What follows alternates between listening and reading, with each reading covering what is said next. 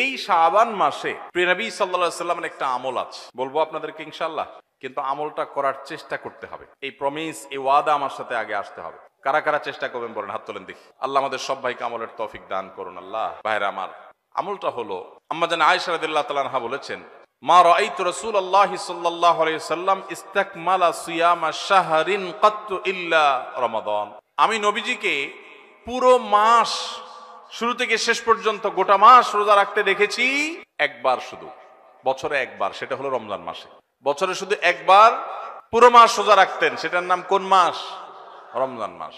আর রমজানের পরে পুরো মাস না, তবে মাসের বেশিরভাগ দিন রোজা রেখেছেন তিনি, এটা দেখেছি শুধুমাত্র শাবান মাসে।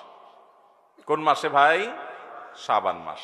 আম্মা জান আয়েশা রাদিয়াল্লাহু আনহা আরেকটি হাদিসে আছে, সেখানে তিনি বলেছেন, কানান নবী সাল্লাল্লাহু আলাইহি সাল্লাম ইয়াসুমু শাবানা ইল্লা কালিলা। নবীজি শাবানের পুরো মাস প্রায় রোজা রাখতেন, কয়েকটা দিন বাদে, শেষের কয়েকটা দিন বাদে প্রায় পুরো মাস রোজা রাখার চেষ্টা করতেন। একজন সাহাবী আছেন উসামা ইবনে যায়েদ রাদিয়াল্লাহু তাআলা আনহু। নাম শুনেছেন আপনারা? বাচ্চাদের নাম রাখার জন্য অনেক সময় আমরা নাম খুঁজে পাই না। টালটু, বল্টু, নানটু, সন্টু, দুনিয়ার সব আজগুবি আজগুবি নাম বাইর করি। উসামা কত সুন্দর মাধুর্যপূর্ণ একটা নাম। নবীজি সাল্লাল্লাহু আলাইহি সাল্লামের অত্যন্ত আদরের একজন সাহাবী যায়েদ রাদিয়াল্লাহু তাআলা আনহু, তার ছেলে উসামা ইবনে যায়েদ, নবীজি সাল্লাল্লাহু আলাইহি সাল্লাম নাতির মতো আদর করতেন, স্নেহ দিতেন, ছোট মানুষ ছিলেন। উসামা ইবনে যায়েদ রাদিয়াল্লাহু তাআলা আনহু, এই যে উসামার নামে নাম রাখতে পারেন ছেলেদের, উসামা সুন্দর। আমরা আজকাল শর্ট সংক্ষেপ নাম খুঁজি, 3 অক্ষরের নাম, উসামা 3 অক্ষরের নাম রাখা যায়। তো যাই হোক, উসামা ইবনে যায়েদ রাদিয়াল্লাহু তাআলা আনহু তিনি বলেন, আমি নবীজি সাল্লাল্লাহু আলাইহি সাল্লামকে জিজ্ঞাসা করলেন, হে আল্লাহর রাসূল, তিনি বলেন যে আমি জিজ্ঞাসা করলাম, হে আল্লাহর রাসূল, মা লাম আরাকা তাসুমু ফি শাবান মা লা তাসুমু ফি গায়রি। আপনাকে দেখি আপনি শাবানে যত রোজা রাখেন অন্য কোন মাসে এত রোজা রাখেন না, কারণটা কি? হেতু কি? এই মাসে এত বেশি রোজা রাখার কারণটা কি? রোজার মাস তো রমজান মাস, কিন্তু শাবানে আপনি বেশি বেশি রোজা কেন রাখেন? নবীজি সাল্লাল্লাহু আলাইহি সাল্লাম তখন উসামা ইবনে যায়েদ রাদিয়াল্লাহু তাআলাকে বলেছেন 2টি কারণ। কটি কারণ? মনোযোগ দিয়ে শুনতে হবে কিন্তু। এই হাদিসটাই আপনি বাসায় গিয়ে আপনার মায়ের সাথে, আপনার স্ত্রীর সাথে, আপনার বন্ধু বান্ধবের সাথে যেন শেয়ার করতে পারেন, সেভাবে মনোযোগ দিয়ে শুনবেন। ওয়াজ মাহফিলের কথা বেশিরভাগই হারায় যায়, হারায় গেলে চলবে না ভাই। আমি কষ্ট করে ঢাকা থেকে আসছি, আমার ভাইয়েরা কষ্ট করে আয়োজন করেছেন, আপনারাও কষ্ট করে আসছেন, সার্থক হতে হবে, এখান থেকে নিয়ে যেতে হবে। হাদিসটা ভালো করে মনে রাখবেন।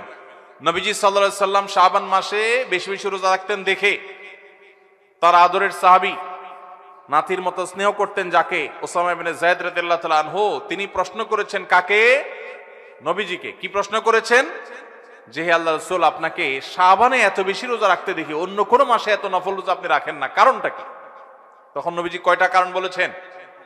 2টা কারণ। নাম্বার 1, তিনি বলেছেন, যাকা শাহরুন ইয়াগফুলুন নাসু বাইনা রজব ওয়া রমাদান। শাবান মাসের 2 ধারে, 2 প্রান্তে 2টি মাস আছে, যে 2টি মাস অনেক মহিমান্বিত, মর্যাদাপূর্ণ। শাবানের আগের মাসটার নাম কি ভাই? রজব। এই রজব মাসটা মহিমান্বিত কোন কারণে? মেরাজের কথা বলছেন। রজব মাসটা কেন মর্যাদাপূর্ণ, কেন এর মর্যাদা বেশি? দেখেন, এত বড় মাহফিলের 2-4 জন মানুষও জানেন না, 2-4 জন মানুষও জবাব দিতে পারেননি, একজন থেকেও আসে নাই অডিয়েন্স থেকে। স্টেজ থেকে এক ভাই বলেছেন, দেখুন, রজব মাসের মর্যাদার কারণ হলো সম্মানিত 4টি মাস আছে। কোরআনে আল্লাহ তাআলা সূরা তাওবায় একাধিকবার এ সম্পর্কে আলোকপাত করেছেন। আল্লাহ বলেছেন, ইন্না ইদ্দাতাশ শুহুরি ইনদাল্লাহি 12 শাহরান ফি কিতাবিল্লাহি ইয়াওমা খালাকাস সামাওয়াতি ওয়াল আরদ মিনহা আরবাআতুন হুরুম। বছরে 12টি মাসের মধ্যে 4টি মাস আছে সম্মানিত, মর্যাদাপূর্ণ। আল্লাহ এগুলোকে সম্মান দিয়েছেন, বিশেষ মর্যাদার মাস। রমজান তো সবচেয়ে শ্রেষ্ঠ মাস আছেই, রমজানের পরে মর্যাদার বিচারে সম্মানিত মাস কয়টা? এই 4টা মধ্যে নবীজি সাল্লাল্লাহু আলাইহি সাল্লাম সহিহ বুখারীতে এই 4 মাসের ব্যাখ্যা বর্ণনা করতে গিয়ে তিনি বলেছেন, সালাসুন মুতাওয়ালিয়াত। এই 4টার মধ্যে 3টা হলো ধারাবাহিক, জিলকদ, জিলহজ, মুহররম আর চতুর্থ মাসটা হলো ওয়া রজব মুদর আল্লাযী বাইনা জুমাদা শাবান, এই যে রজব মাসটা। তাহলে রজব মাসটা সম্মানিত 4 মাসের একটা, সেজন্য এই মাসটা মূলত মহিমান্বিত। এই মাসে নবীজি সাল্লাল্লাহু আলাইহি ওয়াসাল্লাম মেরাজ হয়েছে বলে অনেক ইতিহাসবিদগণ বলেছেন, আবার অন্য মাসে হওয়ার কথাও আছে। কিন্তু আসল তাৎপর্যের কারণ হলো রজব মাসটি হলো সম্মানিত 4 মাসের একটা। এটাও আমরা অনেকেই প্রথম শুনলাম জীবনে। যাই হোক, সে বিষয়ে কথা বলা আমার উদ্দেশ্য নয়। তো উদ্দেশ্য হলো যে ওসামা ইবনে যায়েদকে নবীজি বলেছেন যে শাবান মাসটার আগের মাসটা হলো রজব, যেটা সম্মানিত 4 মাসের একটা মর্যাদাপূর্ণ মাস। আবার শাবানের পরের মাসটা কোনটা? রমজান, সেটা হলো বছরের সবচাইতে সেরা মাস। তো নবীজি বলেছেন দুইটা মর্যাদাপূর্ণ মাসের মধ্যবর্তী শাবান মাসে মানুষ আমল ইবাদত না করে অবহেলা বেশিরভাগ মানুষ কাটায়। বেশিরভাগ মানুষ অপেক্ষা থাকে রোজা কবে আসবে, তখন কোরআন তেলাওয়াত শুরু করব। রমজান কবে চাঁদ দেখা যাবে রমজানের, তখন নামাজ ধরবো। রমজান কবে শুরু হবে, তখন থেকে আমি তারাবি পড়া ধরবো, ভালো কাজ করা ধরবো। শাবান মাসে মানুষ রমজানের ক্ষণগণনা, দিন গণনা করতে থাকে, অবসর থাকে, অলসতা করে, অবহেলা করে। নবীজি বলেছেন মানুষ যেহেতু অবহেলা করে, এই জন্য এই সময়টাতে আমি বেশি বেশি নফল রোজা রাখি। কারণ যেই সময়টাতে মানুষ অবহেলা করে ওই সময় ইবাদতের আলাদা গুরুত্ব তৈরি হয়। ভোর রাতের সময় সবাই ঘুমায় থাকে, এই জন্য তখন তাহাজ্জুদ পড়লে সওয়াব বেশি। হুজুরের সবাই সালাম দেয়, রিকশাওয়ালা বেচারারা কেউ সালাম দেয় না। আপনি যা রিকশাওয়ালাদেরকে আসসালামু আলাইকুম বললেন কেন? কারণ তারা অবহেলিত, তাদেরকে মানুষ সালাম দেয় না। তাহলে তাদেরকে সালাম দিলে, হুজুরের সালাম দিলে যে সওয়াব হতো তার চেয়ে সওয়াব বেশি হবে, কারণ অবহেলিত, এদেরকে কেউ সালাম দিচ্ছে না। একজন গরিব মানুষ, একজন অভাবী মানুষ, সিএনজি চালক, তার গাড়িতে উঠছে। মুসলমান হলে তার আচরণ হবে উঠে বসেই আসসালামু আলাইকুম। চেষ্টা করা যাবে না ইনশাআল্লাহ? যাদের গাড়ি আছে, কয়জন মানুষ গাড়িতে উঠে বসে ড্রাইভার সাহেবকে সালাম দেন? সালাম দেয়া তো দূরের কথা, উল্টা বেশিরভাগ গাড়ি মালিকদের একটা বদ অভ্যাস আছে, একটা বাজে স্বভাব আছে। আমাদের দেশে একটা বাজে কালচার প্রচলিত আছে, সেটা হলো গাড়ি মালিকরা গাড়ির কাছে আসেন, এসে ভূতের মতো অনেকে দাঁড়ায় থাকেন। ভেতর থেকে ড্রাইভার সাহেব বের হয়ে আসবে, ওনার দরজাটা খুলে ধরে রাখবে, তারপর উনি ভেতরে বসবেন। এই কালচারটা দেখছেন না দেখেন নাই? এই কালচারটাকে কেন খারাপ কালচার বলেছি? কারণ এটা হলো গাড়ি মালিকের মধ্যে প্রভু প্রভু ভাব আর ওই চালক ভাইটার সাথে দাস দাস আচরণ করার কারণে হয়।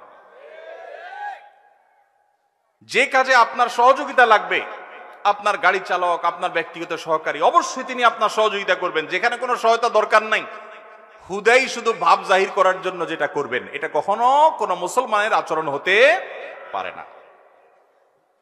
নতুন নতুন আমি কোনো গাড়িতে উঠলে, কোনো নতুন ড্রাইভার সাহেবের সাথে দেখা হইলে দেখি যে সিট থেকে নেমে আসা শুরু করে। গাড়ি থামছে, এখন গাড়ি খুলবে, তো উনি তাড়াতাড়ি করে হ্যান্ড ব্রেক দেন, বেল্ট খোলেন, কেন? উনি নেমে আসবেন। আমি অনেক সময় বলি, ভাই নামতেছেন কেন আপনি? বলে স্যার দরজা খোলার জন্য। তো একে তো স্যার শুনলে আমার খুব রাগ লাগে, আমি তো স্যার কেন, ভাই বলা যায় না? দ্বিতীয়ত কথা হলো, কেন ভাই, আমার হাত তো সুস্থ সবল আল্লাহর মতে, আমি তো ল্যাংড়া লুলেন না। গাড়ির দরজা খোলার জন্য ছোট্ট একটা দরজার লক, এটা ধরে টান দিলে দরজাটা খুলে যাবে। তো আপনি ওখান থেকে নেমে পুরা গায়ের তফ করে, এক চক্কর তফ করে এসে তারপরে খোলা লাগবে, দরকার কি এত কাহিনী করার? এই কাহিনীটার কারণে ক্ষতি কি হয় দেখুন। প্রথমত, ওই গাড়ি মালিকের ভিতরে অহংকারের প্রকাশ হয়।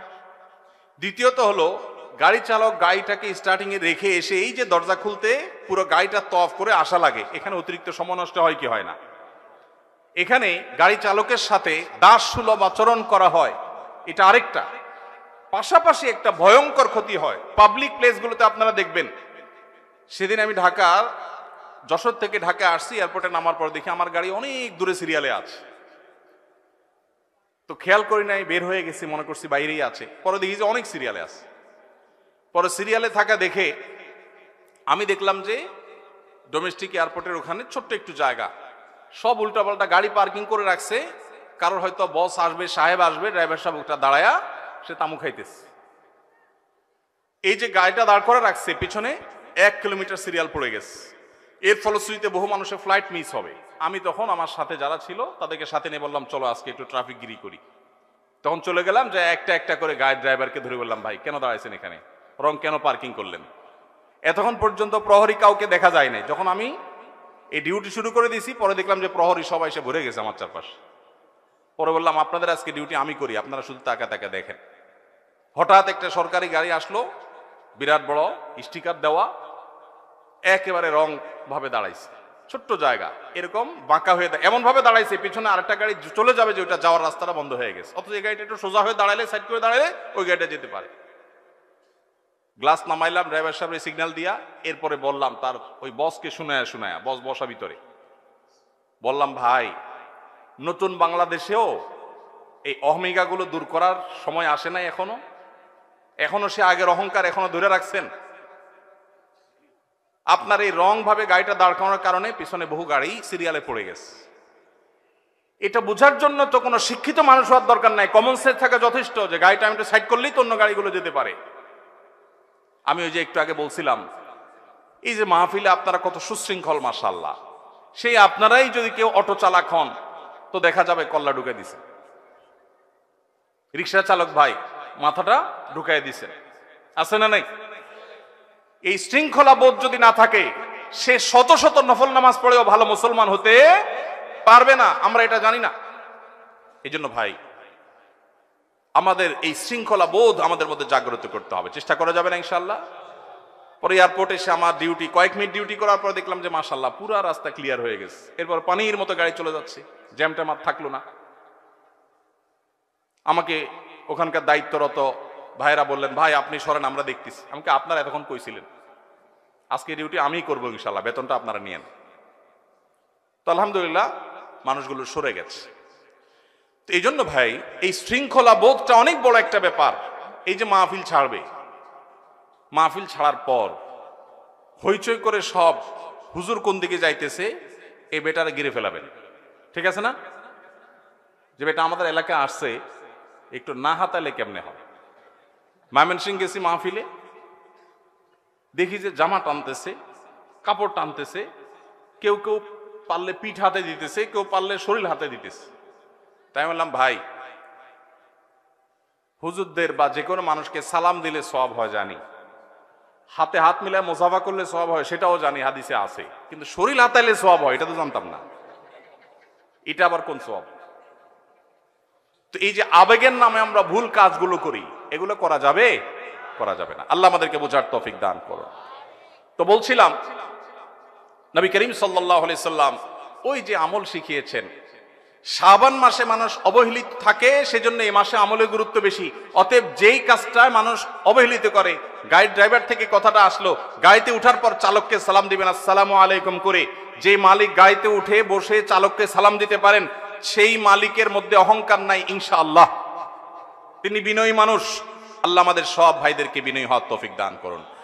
ওই যে গাড়িগুলো ড্রাইভার সাহেবদের দরজা খুলে দাঁড়ায় থাকে, কালচারটাকে খারাপ কালচার বলছিলাম যে কারণে, সেটা এখনো শেষ হয় নাই। ওই এয়ারপোর্টের বিষয়টা যে আসলো, সেটা কেন আসলো? এক একটা গাড়িতে ধরেন আপনি এয়ারপোর্ট, হসপিটাল, স্কুল, কলেজ, বিভিন্ন পাবলিক প্লেসে অনেক গাড়ি সিরিয়াল ধরে ধরে আসছে, একটা একটা করে যাত্রী নামাচ্ছে আবার চলে যাচ্ছে। দেখা যায় যে বিরাট ভিড় হয়ে যায়। এই ভিড়ের যতগুলো কারণ থাকে, এর একটা হলো এই কালচার। কেন? কারণ গাড়িটা এসে থামছে, যদি গাড়ি মালিক বা গাড়ির আরোহী তিনি সাথে সাথে পট করে দরজাটা খুলে নেমে যান, শেষ হয়ে যায়। রং সাইডে নামলে অনেক সময় গাড়ি চালক এসে দরজা খুলতে হয়, কিন্তু যখন বাম সাইডে আপনি নামবেন তখন তো সাইড করা, দুর্ঘটনার কোনো ভয় নাই, তিনি দরজা খুলে নেমে যেতে পারেন। কিন্তু চালক হ্যান্ড ব্রেক দিয়ে বেলটা খুলে উঠে এসে গাড়িটার চক্কর দিয়ে তারপরে দরজাটা খুলে ধরবে, আপনি নামবেন, আবার দরজা আটকাবে, আবার সে তার জায়গায় গিয়ে বসবে, বসে গাড়ি টান দিবে।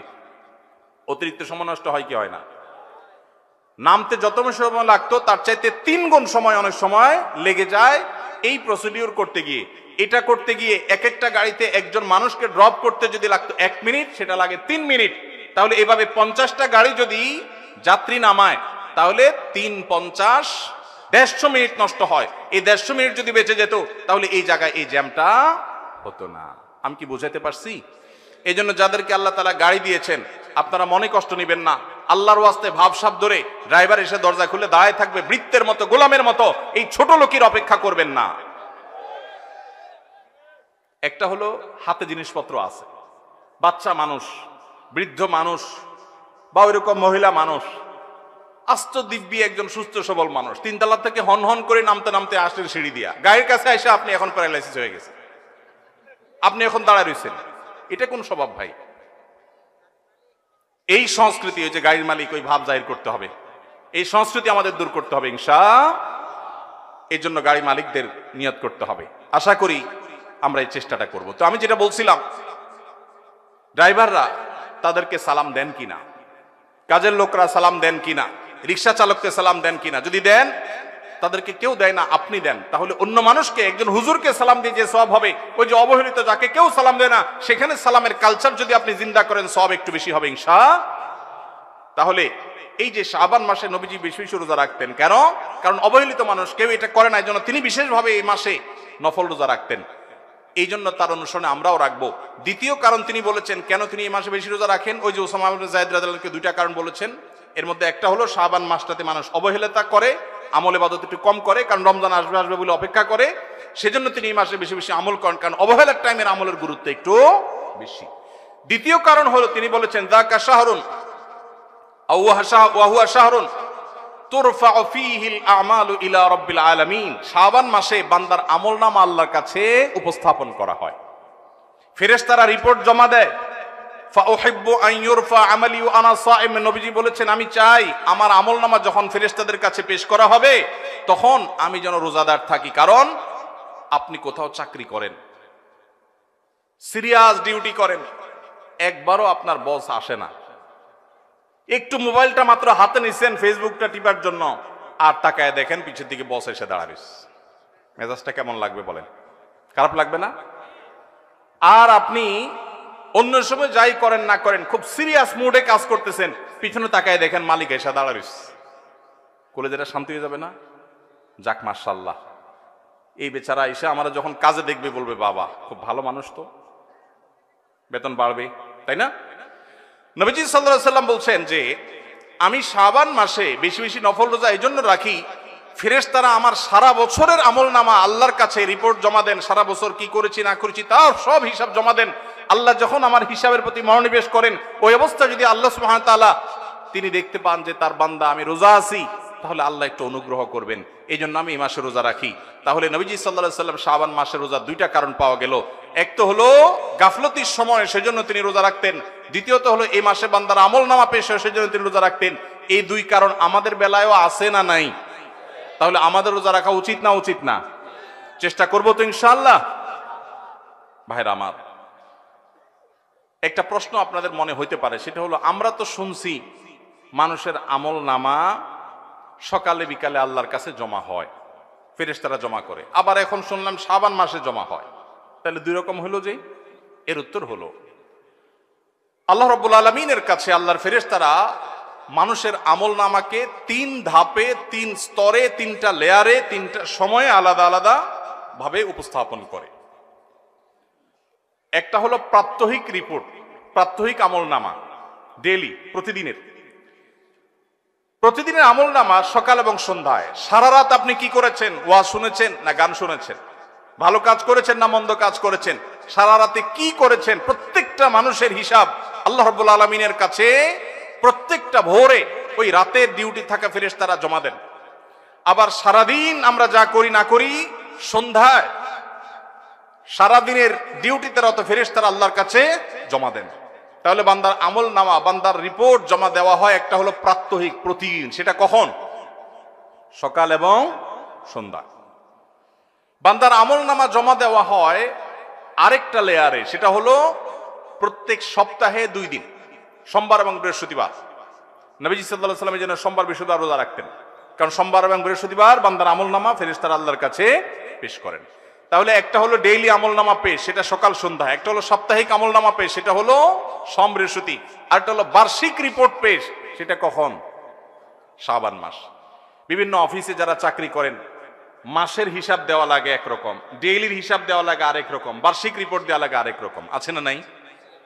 ঠিক একইভাবে আল্লাহ রাব্বুল আলামিনের কাছে আমাদের আমলনামা পেশ করা হয়। ভাইরা আমার, সেজন্য এই রিপোর্ট জমা দেওয়ার সময়গুলোতে বান্দা বিশেষভাবে আমলে মনোযোগী হবে। এই জন্য নবী সাল্লাল্লাহু আলাইহি সাল্লাম বলেছেন ওয়াসাব্বিহু, আল্লাহ তাআলা বলেছেন কোরআনে কারীমে ওয়াসাব্বিহু বুকরাতাও ওয়া আসীলা, সকাল সন্ধ্যা আল্লাহর তাসবিহ পেশ করো। নবীজি সাল্লাল্লাহু আলাইহি সাল্লাম সকাল সন্ধ্যা বিশেষ তাসবিহ পেশ করতেন, জিকির আজকার করতেন, দোয়া করতেন, আমল করতেন, কারণ এই যে আমল জমা দেওয়া হয়, আমল নামা জমা দেওয়া হয়। আবার সোমবার বৃহস্পতিবার রোজা রাখতেন, কারণ আমল নামা জমা দেওয়া হয়। আবার শাবান মাসে বেশি রোজা রাখতেন, কারণ আমল নামা জমা দেওয়া হয়। তাহলে আমল নামা জমা দেওয়ার 3টা লেয়ার আছে, মনে থাকবে তো ইনশাআল্লাহ ভাইরা আমার। এছাড়াও শাবান মাসে বেশি বেশি নফল রোজার আরেকটা কারণ আছে, সেটা হলো ইস্তেহাদি। সেটা হাদিস দ্বারা না প্রমাণিত না, সেটা বিভিন্ন মুহাদ্দিসগণ, ওলামা একরাম, স্কলারগণ বলেছেন। সেটা হলো হঠাৎ করে রমজানের রোজা যদি রাখা শুরু করেন, সারা বছর এক রকমের খাদ্য অভ্যাস, সকাল দুপুর রাতে খেয়ে, এখন হঠাৎ করে অভ্যাসটা চেঞ্জ হয়ে যাবে, ইফতার এবং রাতে সাহারি খাবেন আর সারাদিন না খেয়ে থাকবেন। হঠাৎ করে 30 দিনের রোজা রাখতে কি আপনার কষ্ট হয় কিনা, অভ্যাসটা আগে থেকে যেন হয়, সেজন্য শাবান মাস থেকে কিছু কিছু নফল রোজা রাখতে হয়। এটা হলো ওয়ার্ম আপ, রিহার্সেল, প্রস্তুতিমূলক রোজা। এই জন্য ভাই এই শাবান মাসে বেশি বেশি রোজা রাখবেন তো ইনশাআল্লাহ। পুরো মাসের প্রথম 15 দিন 20 দিন রোজা রাখার তৌফিক যদি নাও হয়, অন্তত একটা রোজা হইলেও নবীজির সুন্নাত আমল করতে গিয়ে আমরা কারা কারো করবো একটু হাত তুলে দেখি। একটা হইলেও রাখবেন ইনশাআল্লাহ, নিয়ত করছেন তো ইনশাআল্লাহ। সবে বরাতেরটা না, ওইটা বাদে একটা হইলেও রাখবেন, নিয়ত করছেন তো ইনশাআল্লাহ। আল্লাহ আমাদের সবাইকে আমল করার তৌফিক দান করুন। এই আমলটা যদি আপনারা করেন ভাইরা, হারিয়ে গেছে সমাজে, আলোচনা নাই, সেজন্য আমি আলোচনা করলাম। বিলুপ্ত হওয়া আমলগুলোর একটা শাবান মাসে বেশি বেশি নফল রোজা। চর্চা নাই, আমল নাই, আলাপ নাই, মানুষ ভুলে গেছে। আপনারা যে ঘরে ঘরে রাখেন, মানুষ জানবে, সুন্নাহটা জিন্দা হবে, ঘরে ঘরে আমলটা শুরু হবে। আপনি অন্য মানুষকে বলবেন একই কথা, তাকে উদ্বুদ্ধ করবেন, তাহলে নবী সাল্লাল্লাহু আলাইহি সাল্লামের ওই হাদিসের ফজিলত পাবেন। আপনি মৃত সুন্নতকে জিন্দা করলেন, সেই সওয়াবটা পাবেন। চেষ্টা করা যাবে তো ইনশাআল্লাহ। এই মাহফিল থেকে আমি সামারি করছি, কথা তো অনেকই বললাম। 2টি জিনিস অন্তত আমরা সবাই সংকল্প করে নিয়ত করে যাব। মা বোনরা যারা শুনছেন, আপনারা যারা শুনছেন, সবাইকে বলছি, একটা হলো আজানের জবাব দেওয়ার কথা বলেছি, আর একটা হলো শাবান মাসে বেশি বেশি নফল রোজা রাখার কথা। 2টা 4টা 6টা ভাইরা আমার, রোজা রাখলে মরে যাবেন না, মনে হয় যে সারাদিন না খায় কেমনে থাকবো। যারা নিয়মিত নফল রোজা রাখেন তারা জান পানির মতো সোজা, কোনো ব্যাপার না, আল্লাহর রহমত। একটু চেষ্টা করলেই হয়, একটু হিম্মত করলেই হয়। চেষ্টা করা যাবে তো ইনশাআল্লাহ, নিয়ত করা যাবে তো ইনশাআল্লাহ। আল্লাহ আমাদের সবাইকে আমলের তৌফিক দান করুন। জাযাকুমুল্লাহু খাইরা ওয়া আখিরু দাওয়ানা আনিল হামদুলিল্লাহি রাব্বিল আলামিন।